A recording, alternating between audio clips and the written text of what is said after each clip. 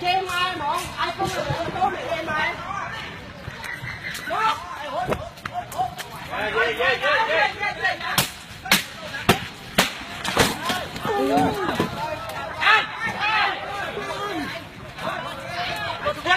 tay bay cái trăm ngày hoặc cái này có chặt công vậy tăng ngày bốn đâu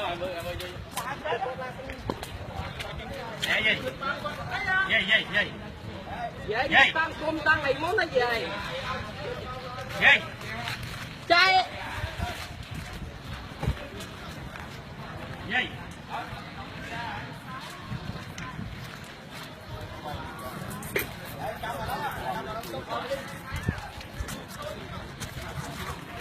bắt chặt đã ơi, lý hệ ơi, tà lá cao, chặt chọp luôn. Người mà đó, chặt bị ban, chặt cho tấp. Ê, ai cua đi à? Tôm cá hay tết bay ấy đấy. Người mà ấy chứ. Công an thăm tốn á. Đấy, mình cười mời cho biết rồi. Chốt cho tê.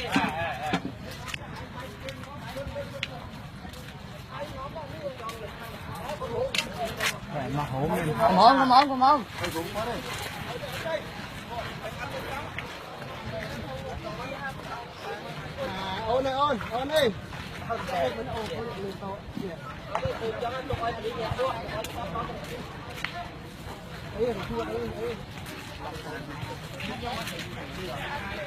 Dồn tô trên trên. Ôn.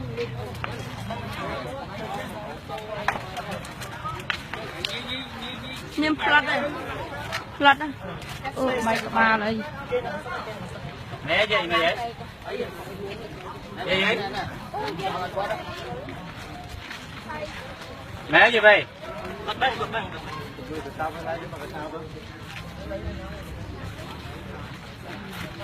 Mày vậy? Hả? Vậy gì hả? Đây thế. Lọc.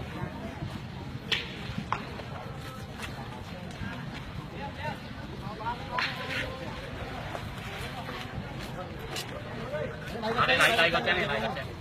Chị bé cái vui gì? Nước vui gì? Hả? Nước vui gì?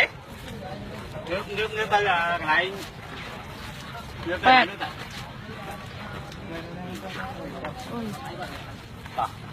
Ui.